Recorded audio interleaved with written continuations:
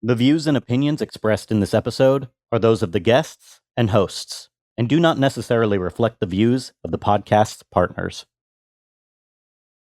Welcome to The Future of Africa, a special series on Global Dispatches. I'm Mark Leon Goldberg, the host and founder of Global Dispatches, and in several episodes over the coming weeks, we will bring you in-depth conversations designed to explore Africa's future in the context of today's challenges and opportunities. This series is produced in partnership with the African Union, the Elders, and the United Nations Foundation, and is hosted by the Kenyan journalist Adele Onyango. I am truly thrilled to bring you this special project of Global Dispatches. We have some amazing guests in this episode and throughout the series. Enjoy.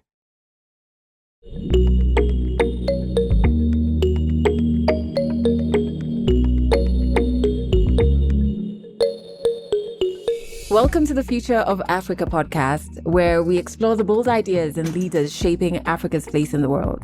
I'm your host, Adele Onyango, and one thing's for sure, climate change isn't just an environmental challenge. In Africa, it's a driver of geopolitical instability, community conflict, and tons of security risks. Droughts, floods, and shifting weather patterns are intensifying competition for resources, which then turns environmental stress into a peace and security issue. In this episode, we explore the climate, peace, security nexus with three powerful voices from different vantage points. The first is President Juan Manuel Santos. He's a former president of Colombia, also a Nobel Peace Prize laureate, and chair of the Elders. And he will be connecting African experiences to global peace building and climate diplomacy with the wealth of experience that he has. Until they consider nature as a first-rate citizen and not a second-rate citizen, then there will be no peace with nature. We're also going to be talking to Hindou Oumarou Ibrahim. She's an environmental activist from Chad and the president of the Association for Indigenous Women and Peoples of Chad. She's bringing a grassroots indigenous perspective on resilience and conflict prevention. We have to live in harmony with the nature. And that is what our ancestors are doing for thousands of years through our own way of living. Last but not least is Khouloud Ben Mansour. She's a junior diplomat, climate negotiator with Tunisia's Young Climate Change Negotiators Group, and a former African Union Youth Ambassador for Peace. She's offering a next-generation policy perspective on protecting vulnerable communities. We talk about extremism, we talk about everything related to peace and security, but we know that climate is majorly one of the peace and security issues today in Africa. Let's get into it, starting off with former president of Colombia, Juan Manuel Santos.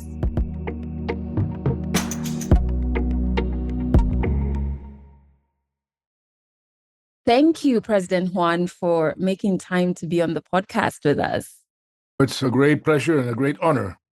So, when we're talking about international peace efforts, why do you feel like it's important that we integrate climate considerations in that conversation? I became acquainted with our indigenous communities and got really interested in their knowledge, their culture. I started talking to them.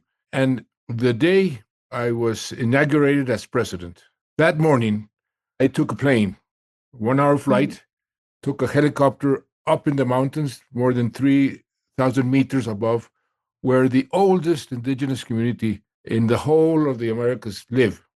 And I went to them, to their governors, to ask for their permission to go that afternoon and be sworn in by the Colombian Congress.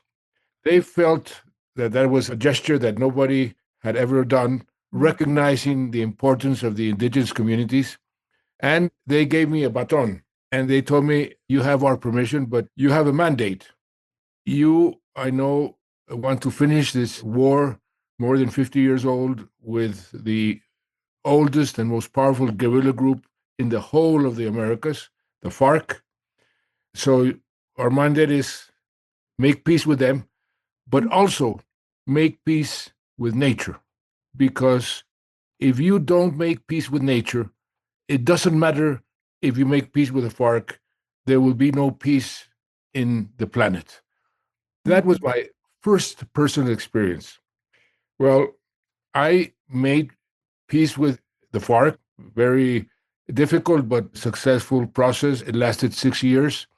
But at the same time, Colombia started to promote the Sustainable Development Goals. It was a Colombian initiative. Two marvelous women that worked in the Ministry of Foreign Affairs came to me and said, we have this idea. The Millennium Goals that expire in 2015 should be renegotiated, but with two new ingredients. The rich countries, the developed countries, should take responsibility also, and the environmental factor should be introduced. And so we started a process of multilateral diplomacy around the world. We ended up with 17 Sustainable Development Goals. And in year 2015, in a historic General Assembly, every single country voted for the Sustainable Development Goals. I went to the indigenous community. I took them the two documents, and I said, here is my mandate, and here is the baton. You told me to give it back when I finished. Here it is. Mission accomplished. And they said, they're very proud, and they said, listen, the peace with the FARC, with the guerrillas, is okay. But the Sustainable Development Goals, they are not okay. And I said, why?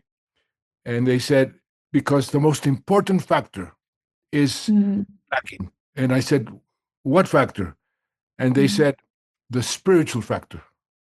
And I said, and what is that? And they said something which is so amazing. And they said, until the human beings don't feel that nature has life, that rivers have life, that mountains have life, that natures have rights, until they consider nature as a first-rate citizen and not a second-rate citizen, then there will be no peace with nature. And therefore, we don't bless the Sustainable Development Goals. And they gave me the baton back, that you must continue trying to make peace with nature because your mandate has not been fulfilled.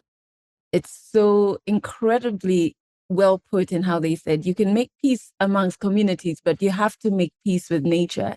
And it really is a point of connection for me in Kenya. And the knowledge our African grandmothers and great grandmothers had about climate and how Africans were already bringing to the table climate solutions and learning how to live in harmony with the environment and look out for each other in terms of how nature and humans are interlinked, as you said. And sometimes I wonder, with the rising influence of African countries, sharing that we have this knowledge, sharing that we may be on the receiving end of the harmful effects when we're talking about climate change, but we are also innovators and we also can give global solutions. That rising influence of African countries, how do you see it transforming global approaches to climate change and security? Do you think that's been recognized as far as solution building is concerned on a global scale? Well, fortunately, knowledge of the indigenous communities around the world, not only in Africa, finally is being recognized. Because for many, many decades, for centuries, it was ignored. Now you see in discussions in the United Nations and all around the world, hear more what the indigenous communities have to say, because they are the ones who know better how to protect nature. So I will give you another anecdote that I have with the indigenous community. I became very interested in their knowledge and very interested in their concept of justice. And I took to them our national development plan that we have. Almost every country has a development plan that has to be approved by Congress. And they said, Mr. President, this is something that we cannot discuss with you. And I said, why? They said, because we have a completely different view of what development is. And they said, for you, for most of the humans around the world, development is constructing roads, building houses, extracting oil from the soil. For us, development is maintaining our culture, our traditions, our harmony with nature. That is development for us. So we have a basic contradiction in what we think is development and what you think is development. That was also a lesson for me. But I understood very well that their view of development is much more logical from the point of view of the environmentalist of protecting nature than ours. So Yeah. we have to hear more the indigenous communities around the world, in Africa, in Latin America, everywhere. It really does speak to, even in terms of inclusion, how intentional you need to be with inclusion, because already your definitions of development were on not even two different pages, in two different books. So you had to come back down to the basics to say, okay, we need to include what development means to this community in our national agenda. Do you think there's a way that international policies can borrow from that specific story when it comes to including indigenous communities in global policy and like creating structures that could see us advance forward when we're looking at climate and peace discussions? Fortunately, we are seeing how more and more development plans have sustainability as an important factor.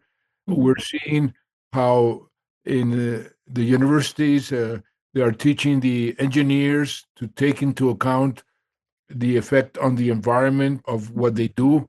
So slowly, what we're doing, in fact, is incorporating that very basic knowledge that the way you develop cannot be contrary to what nature is demanding.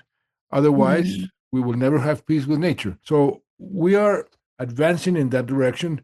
Unfortunately, not fast enough. That's why we have to promote more and more these type of changes in the paradigms of what we consider development and we consider success, economic success. We have to start changing that in order to make it compatible with nature. There's something else that has been coming up in the conversations we've been having on this show. And even in Kenya, it's a conversation we're having now as we try and craft what leadership looks like for us going forward as a country.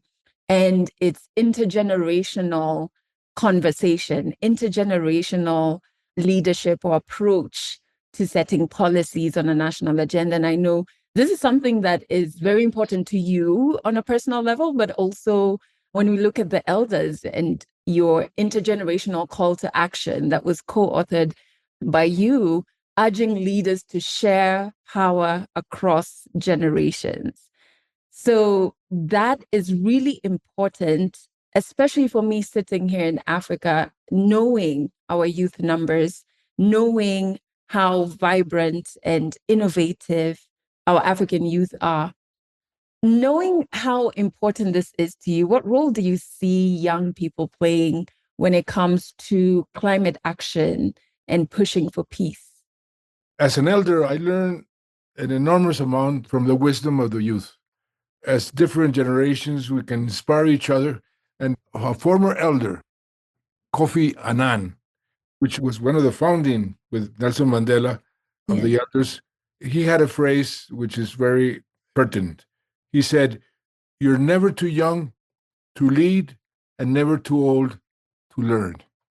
So the elders, we are learning from our conversations with the young generations, and we are encouraging them to be more proactive. It is their future. Our generation, in a way, failed the coming generations because we did not do enough. And we are giving the new generations an enormous responsibility because of our failure. Many times I ask for forgiveness. No, please forgive us. We failed you, but you must take the baton and persevere. It is in your hands. And fortunately, we're seeing different young organizations around the world, I was very, very pleased to see how Pacific Island students fighting climate change, they succeeded in their struggle to have the International Court of Justice make a ruling about climate.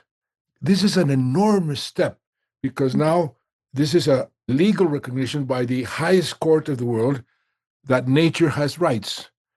This is a major, major step in the right direction, and it was promoted by young people. We are trying to promote that in the COP30, every country has a representation of the young people of their country in the delegation that the country is sending to Brazil. Have the voice of the young people expanded and heard more is so important right now. I want us to go into and tap into your insights and your experience when it comes to negotiating peace agreements in Colombia, because I feel like there's many lessons or thought points that you could share with those who are listening. Perhaps it's specifically African leaders and multilateral organizations who are also listening to this, to help them effectively integrate climate resilience and conflict prevention. So, during your experience negotiating the peace agreements in Colombia, were there lessons and key insights you took from that you could share? Again, I'm going to quote another elder, the founder, Nelson Mandela. I was inspired by him in a conversation that I had back in 1994. I remember I was chairing the 8th conference of the United Nations for Trade and Development called the UNCTAD, and he was elected chair of the 9th conference. So I went to Johannesburg to formally give him the chair. I had not met him. He was president of South Africa. That morning, I turned on the public television in South Africa. I was in my hotel, and I started seeing like a surreal live program. For the first time, the victims of the war in South Africa and the perpetrators were getting together, and they were filming that in real time. And some of them screamed at each other, hit each other, others embraced, others cried. And I thought, this is crazy. And that afternoon, I went to give the chair to Nelson Mandela. We had programmed a meeting for 15 minutes. It lasted 3.5 hours. He started explaining to me how important it was to bring the victims and the perpetrators together and have them talk. And there's a phrase of Nelson Mandela that I use very often. He said, the most powerful weapon in the world is to sit down and talk, but talk in a constructive way. You don't sit down to impose the way you think to the other person who thinks differently. You sit down to hear what the other person has to say in order to learn and discover common denominators that will bring you together, and then you can build an agreement despite the differences. This was a marvelous lesson that I had. I used it in the peace process in Colombia. I sat down with the terrorists because they were called terrorists. Many people criticized me, but I said, you don't sit down with your friends to make peace. You sit down with the people you are fighting, to make peace. And so dialogue, constructive dialogue, learn from the others who think differently is so important in every aspect of government and of peacemaking, and also nature, the environment, and peacemaking, to sit down with the people who don't believe in climate change. And instead of simply rejecting them, let's sit down and discuss it. Listen, are you not seeing what is happening in the world? This is because the temperature of the world is rising. It's not that we want to stop the oil companies from producing oil, no, because we need to save the planet. But it's by talking, constructive dialogue, that we can save the planet. I'm also reminded of something that Barack Obama said recently, which is when it's most important for you to listen is when you're listening to someone you disagree with. That's when you should really be listening to what they're saying, because there's a lot to learn. And it's really just going back to the fundamentals. One thing I really love about the shows that we've done on this podcast is one of the key takeaways is hope, and that there's just always hope. And so I want to know, in terms of climate action, in terms of global peace, in this moment, what is giving you hope that we're making progress? My own experience gives me hope. Everybody told me that with the FARC was impossible. All my predecessors had failed. When I got elected, even my family told me, how are you going to sit down with these people? You're going to lose your political capital. Don't do it. Don't do it. You were elected as a war hero, because I was. And I was the most popular politician in Colombia at that time. But I said, no, I want to sit down and make peace. Everybody says, it's not possible. But then again, I will quote Nelson Mandela. Nelson Mandela said, everything is impossible until you make it possible. Yes. And we made it possible. And I think, yes, we are going through a very difficult moment right now. The multilateral system is crumbling, it's been not respected. We see how many conflicts around the world. We have more than 140 conflicts around the world. Some of them, you don't even hear about them, but they're human tragedies in many parts of the world that you don't hear about. And we are going through a very difficult process with our environmental policies. You see temperature going up without precedent in almost every part of the world. You see the rains are much more intense every part of the world. You see the fires going around more than ever. But you also see examples of processes that go in the right direction. And I am a natural optimist. I think that people will realize that we have to change. For example, in the United Nations, the reform of the United Nations, I think that is something that is going to happen. Everybody was saying, no, it's impossible. The countries that have a veto power will never accept that. Well, they will accept it. And you're seeing a trend. Just last week, I was in the United Nations talking about the two-state solution and the need to recognize Palestine. And just a year ago, they told me the developed countries and the G7 countries will never recognize Palestine. Well, in the last few weeks, France, the UK, and a few days ago, Canada said, we are going to recognize Palestine. So things change, and things change for the better when people realize that it's in their hands to change it. And there you need long-term leadership. Leaders that don't think about the next elections, but think about the next generations. And this is the type of leadership we have to promote. And the young people should promote that type of leadership. Yes, I completely agree with you. I think we have an African proverb that says we should be planting trees that we're not even going to enjoy the shade from. And that's kind of like the leadership you're looking at, people who are not looking for immediate gains or selfish gains, but are thinking beyond the now and beyond themselves. And honestly, I just have to say thank you for being that kind of leader, even with the work that you're now currently doing with the elders. It's how can we equip younger generations to do things that might outlive us? Thank you, Adele, and thank you for your work.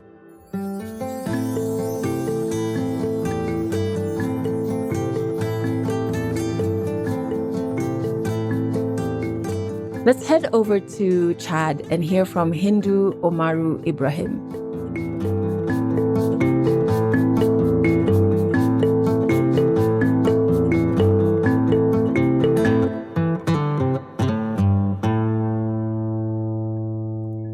Hindou, welcome to the podcast.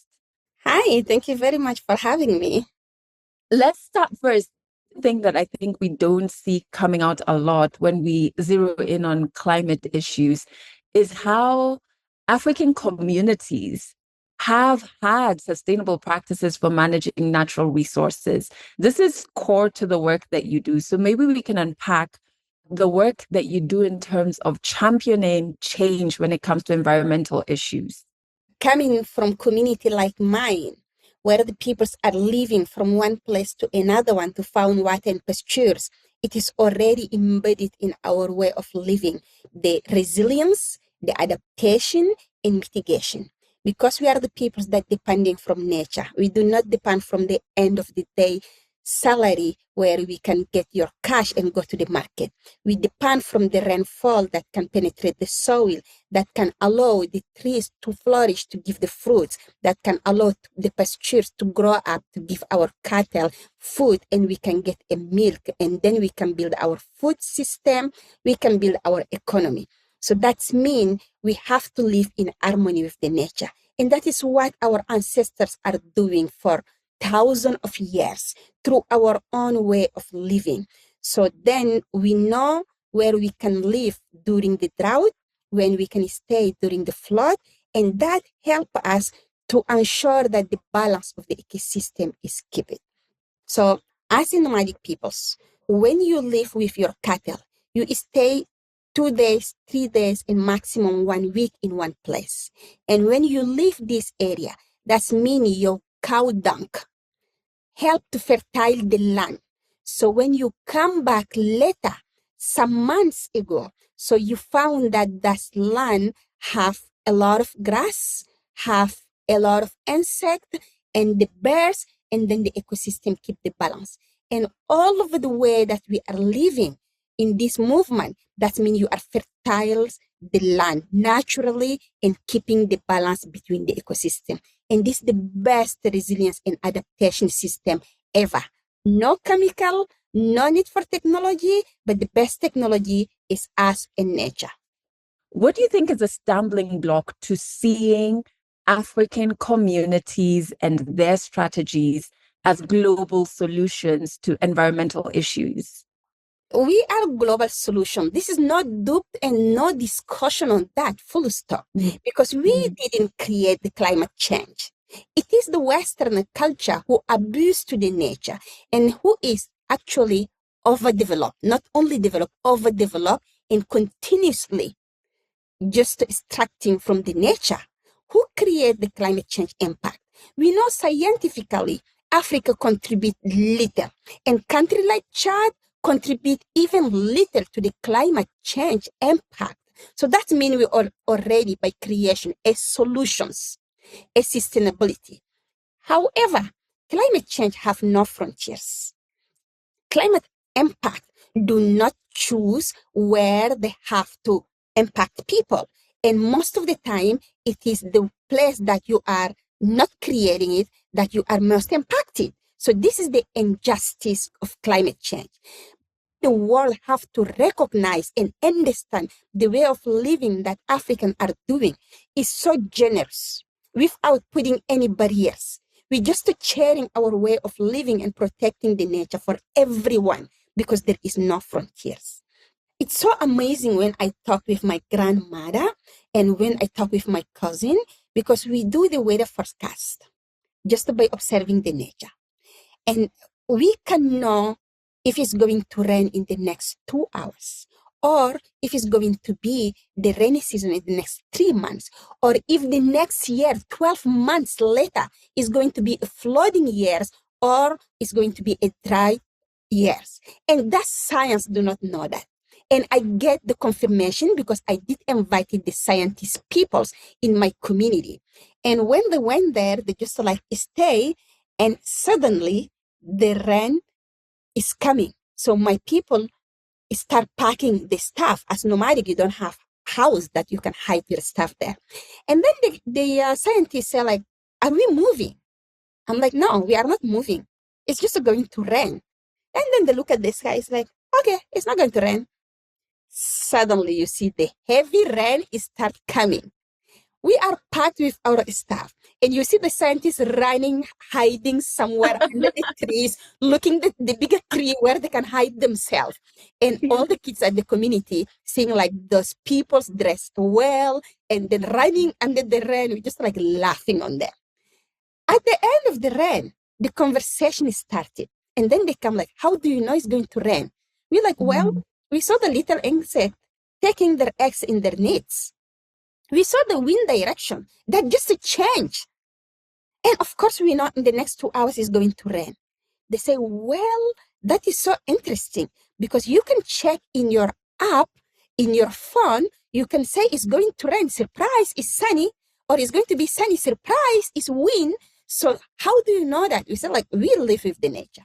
We do learn how the nature behaves, from the insect to the birds, to the cloud, to the stars. So we understand how they are living. So we do have the knowledge, not because it's not written that we are not expert. Our grandma and grandpa are PhD++. They are professor in a multiple discipline, not only one. And not going to school is not made as ignorant people. We are so knowledgeable, and that need to be understand and consider and respect. Yeah, so we are so in tune with nature, and we've been that way for years. You know, something else, Hindu, that I find gets overlooked, especially when we're talking about issues that affect people globally, is the intersections. For example, when we talk about climate change, it's very hard for people to understand where that overlaps with women.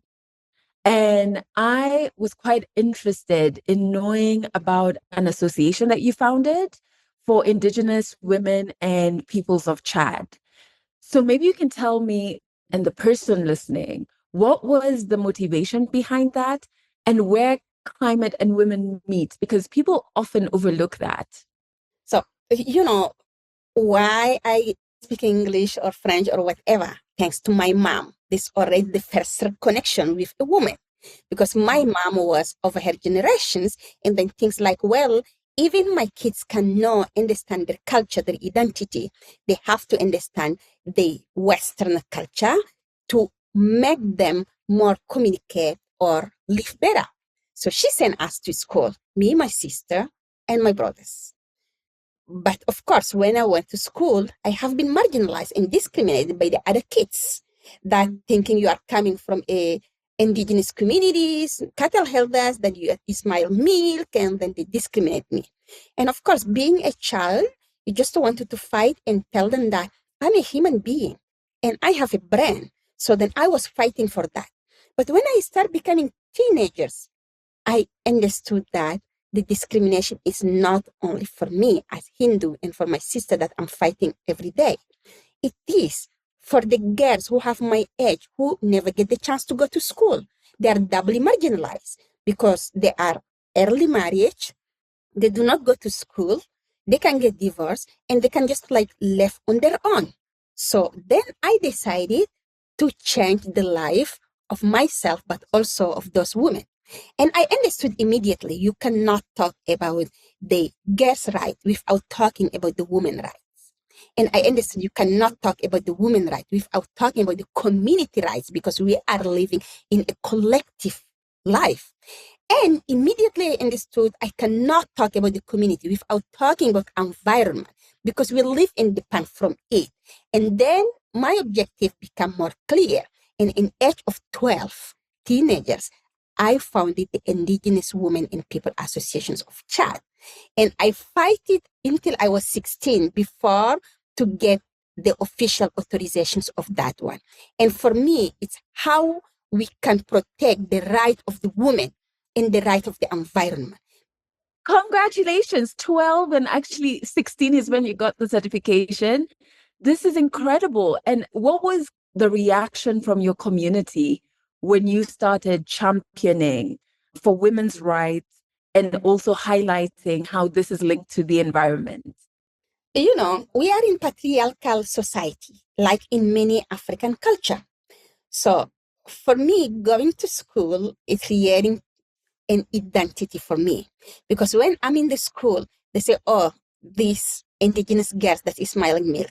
When I go to my community, the city girls is there. So that means at the community level, the city girls is allowed to do something that the indigenous girls cannot do. So I can go and sit with the elders. I can go and sit with the man community leaders that the girls at the community cannot do. And then they just forgive me, accept me because I'm a city girl and I use this discrimination positively to try to tell them, listen, what's happening this year? What are you leaving because there is this drought? Then I try to explain to them like how we can do to change that. And I have an adult conversation with them because it is the things that they are discussing every single day. I do remember my first day having women meeting. So I went on the afternoon. So the elders prepared a tea. I sit down there as the only one woman and one young girl between them. So then they serve the tea. Then I say like, listen, I wanted to discuss with the women. We have to discuss about what they're doing every single day to go collect this water, food, medicine, etc. Then maybe I can get a project for them to help them. They're like, oh, okay, yeah, why not? So I'm like, okay, may you help me to talk to them because you are the leaders, you are the man. So if you can tell them, they can listen to you. And then they feel like, of course, we are the chiefies. So we can make that happen. The next day, the work is done. I didn't went to any woman, but the women gathered in one places. And then I went there. I started a serious discussion with them. We had one day of the discussion with the women. The next day, when I wake up and I'm walking between the communities, every man that crossed my eyes, they just laugh, smile. They're like, you girl, you come to make a revolution in our community. I'm like, what did I do? They're like, that means they have a conversation with the wives. So that was like the first thing I started having a woman meeting using the power of the man at the communities. You know what's so interesting is that you have found a way to identify what your privilege would be when you're the city girl in the community and using that privilege for impact, which is quite interesting and in a very sneaky but impactful way. And so when we look at the global discourse around climate change and issues around the environment, really, what do you think are the gaps as pertains to Africans, as pertains to how we are impacted by climate change and the solutions towards climate change? When you go to the global climate negotiations, the discourse is different. And it is also divided like in two, I can say.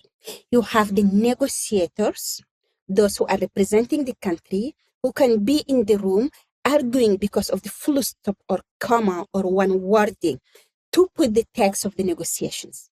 Then you have the global peoples who are attending the COP negotiations and trying to go from one corridor to another one to talk about what is the solution, how we can have a relation, etc. So in all those voices, it is not all the 196 countries that are sitting down to decide about the climate. Because firstly, the language barrier. The climate negotiations is mostly in English, only in the plenary that you can have the 6 languages. And the African countries is not all of them that speak English, and it's not all of them who are knowledgeable about the climate change.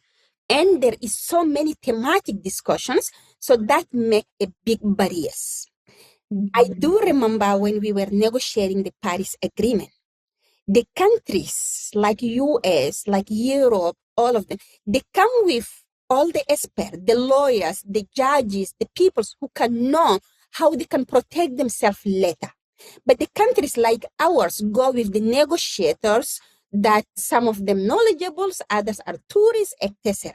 So at the end of the day, of course, it's not equal to negotiate. And they're imposing the way that they want. And as they are the one who create the climate impact, they have to pay for the adaptation and for mitigation. They start creating a law. They do not seeing that they have to pay their responsibility is to pay of the damage that they create, but they are seeing as they are making a favor to the developing countries, to Africa, like they just like, okay, we can give you that and we can impose our own law. And this is the injustice when it's come to the African going to the climate negotiation. However, we have a group who are very strong, who can tell them like, either you accept it or either we do not accept your text that you are proposing. But you have to be very strong, staying until 5 a.m. I do remember we stay until 5 a.m. every single day, try to negotiate. And that's how it's helped us to include the 5 references of indigenous peoples. So for the first time, we get the recognition of the right of indigenous peoples 2 times, on the knowledge of indigenous peoples, because of course this is very helpful for them because they want to have your solution but not to respect your right. And we have one on participation. So those 5 references helped us to push them to create certain kind of institutionalizations of the indigenous people's knowledge and indigenous people's participation at the negotiation. But still, as I'm saying, we have all these climate fora who are very important, where we can meet, we can take a decision, but the climate impact is becoming more higher and higher. We are seeing people that are dying because of the conflict over the resources. That's exactly what is happening in last May, 14th of May in Chad, where my community were there. Other community come and kill 43 women, children, and babies, just because of the land and access to the resources.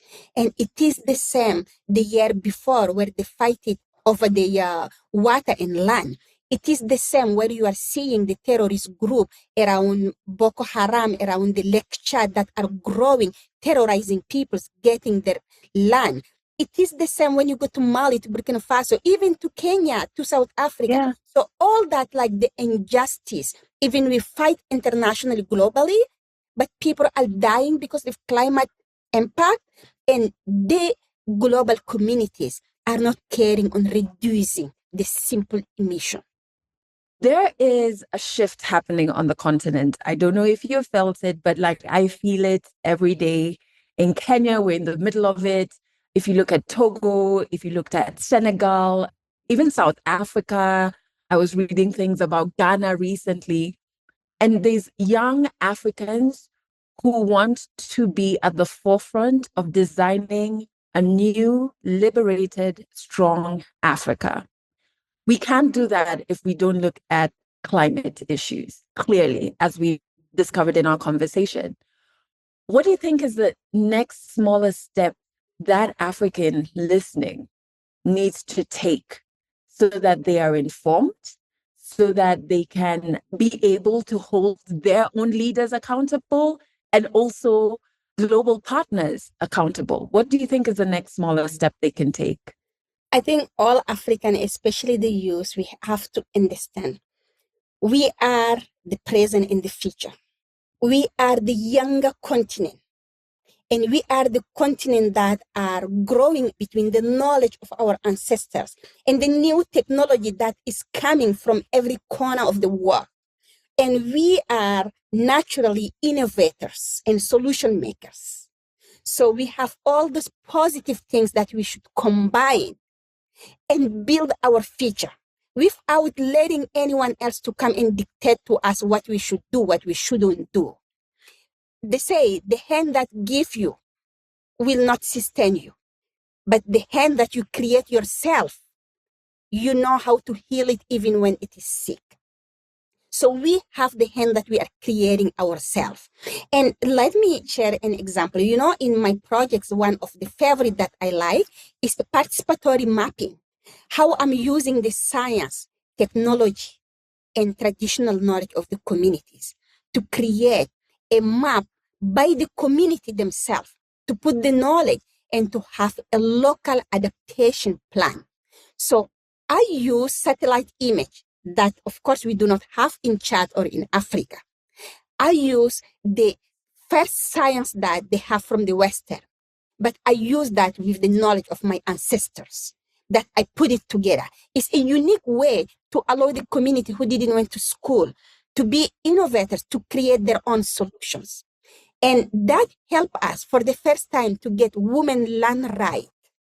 Those women are doing agroecology, where they are creating their own food, when they are restoring the ecosystem. We have hundreds and thousands of the nursery from the indigenous plant who are sacred trees that we are growing up now, that they can restore their own ecosystem. And they can create a circular economy without anyone for the future coming and giving them the money or creating all the criteria that they have to respect. They can do it themselves and they can sustain their life. They can create the future of their children. So that's just like in small examples I'm doing. So we need to go together with all our innovation together. It's change our knowledge among ourselves. And we can be not only the future of Africa, but the future of the world that are creating peace, stability, security, fighting climate change around the world. So it is up to us. And I really hope that we can do it. Thank you so much for making time to have this conversation with me. It's a great pleasure. And yeah, we will do it together, all as Africans. We will change the wheel.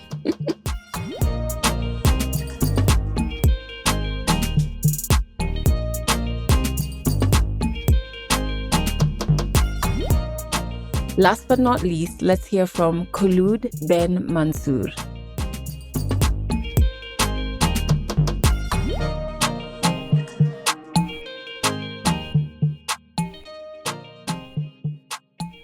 Thank you so much for making time to be on the podcast with us, Khouloud. I'm very honored. A lot of people will see even the title of this episode, climate and peace, and wonder how these two things are even related.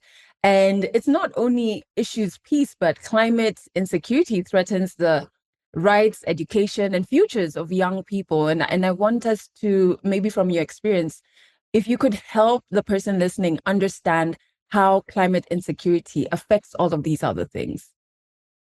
Thank you.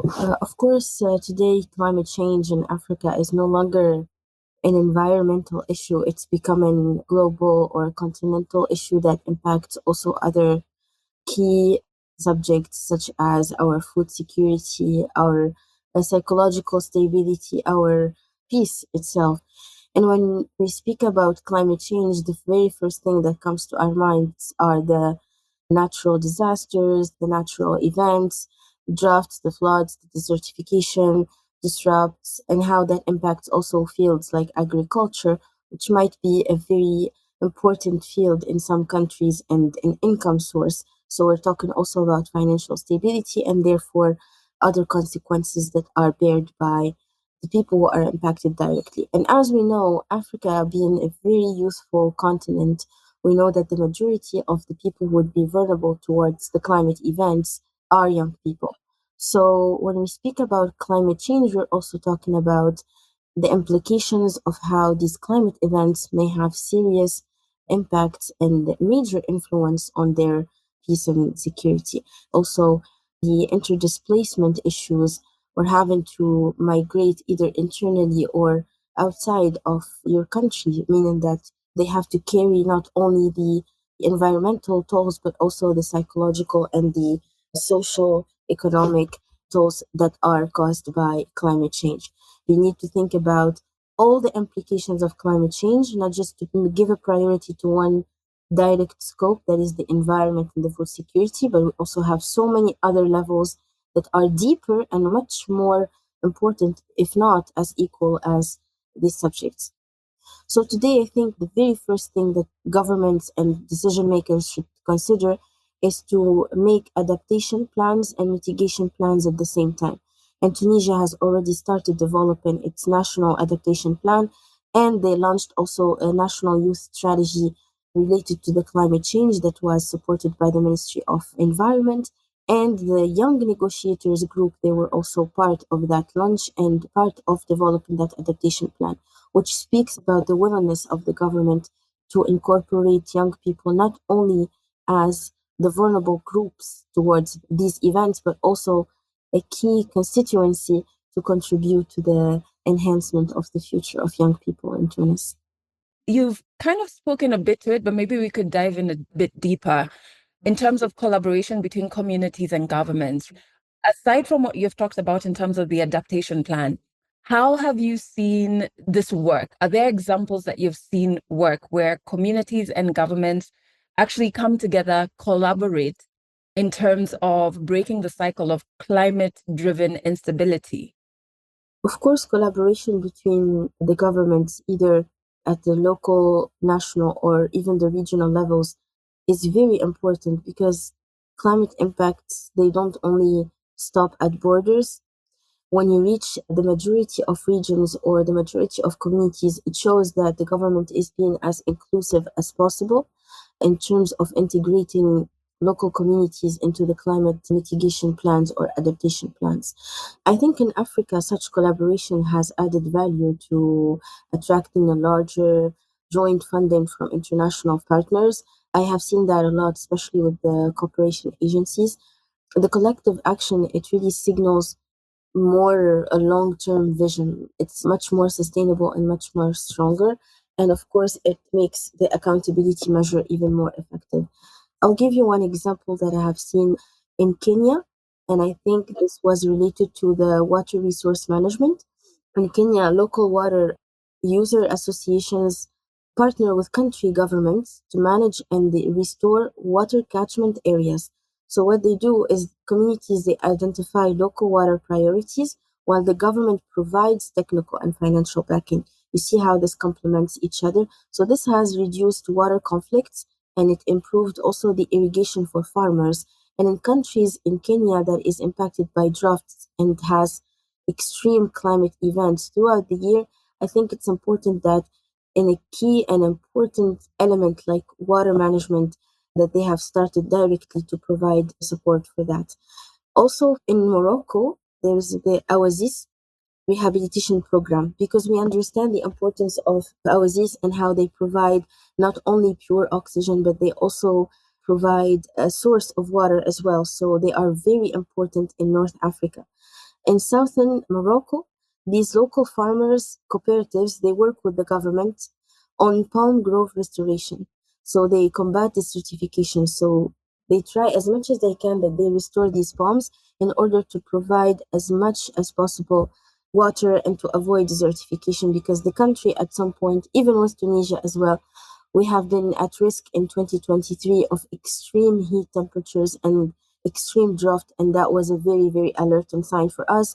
And we had to cut down the water consumption. The country actually had to cut down every day in few hours the consumption of water, and that was such an alerting sign.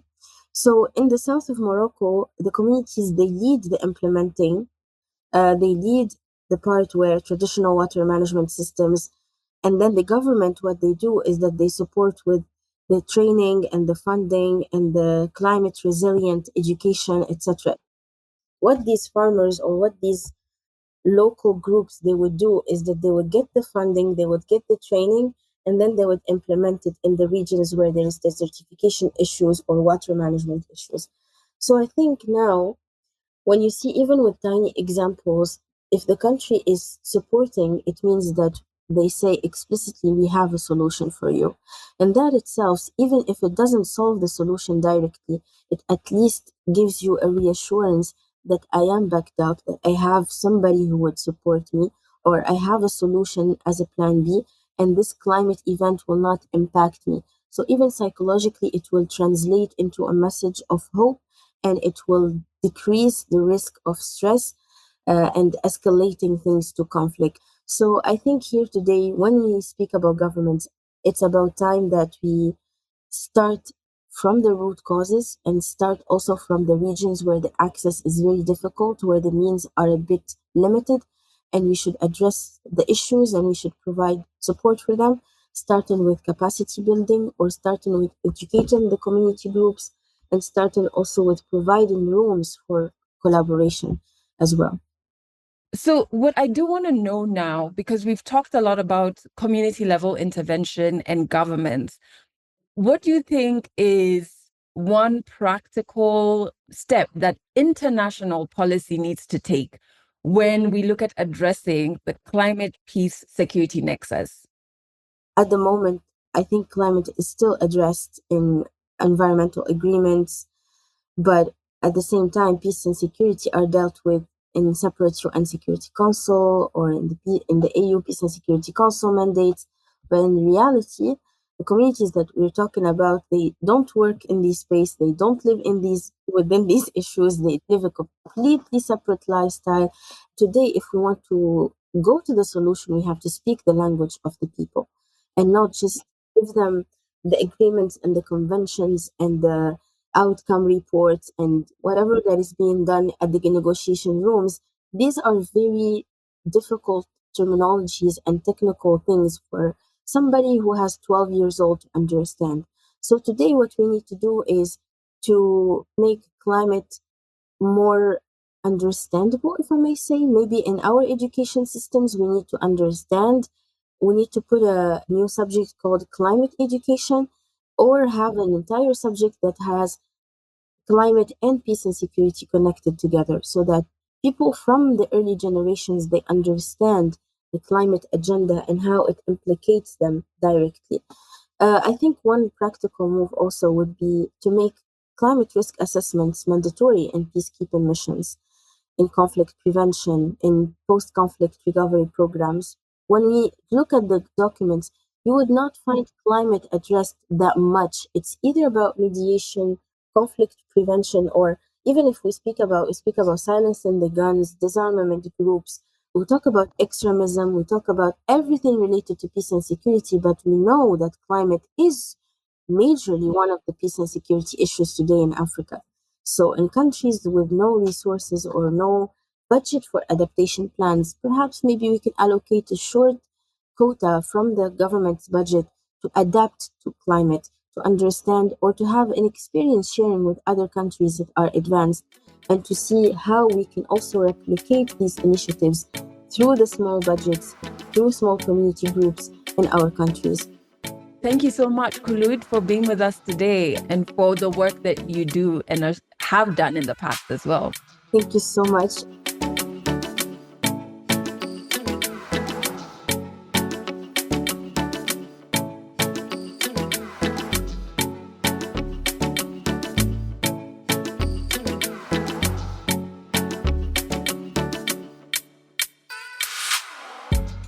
Adele, that was just such a great conversation. You know, it's almost cliche at this point to say that Africa is ground zero for the impact of climate change on people's lives. But, you know, it's true. It's where climate change most directly impacts the dynamics around conflict, peace, and security. Exactly, Mark. And I think one key takeaway for me from this episode is just 4 words: make peace with nature. I think sometimes we get lost in a lot of the terminology, but ultimately that's what we're saying. You know, what I so appreciated about this conversation is how it brought together 3 very diverse voices. And to me, when you bring international and intergenerational perspectives into conversations about climate, that's when progress can actually be made. And also what was quite interesting is understanding how on the continent, Africa, we're having conversations about including indigenous communities when it comes to solutions around climate change. And just hearing that that's the case in other continents as well is good to know, because the information and the solutions have been there for decades. We just aren't tapping into them enough. Yeah, that was something that certainly came through in your conversations. It's just how, you know, for decades or even centuries, there have been solutions to these ongoing climate problems. We just need to harness them using local knowledge. It's interesting just to see the similarities there are in fighting one common issue. And so I guess this calls for us to have a more collaborative approach to climate action. So this was a great episode. We have more in store for you in the Future of Africa series. Thank you all for listening, and follow us on globaldispatches.org, as well as be sure to subscribe to the podcast on Apple Podcasts, Spotify, or wherever you get your show. I am so excited for the rest of the series, Adele. Me too. Thanks, Mark. And I can't wait for everyone to listen to episode 3.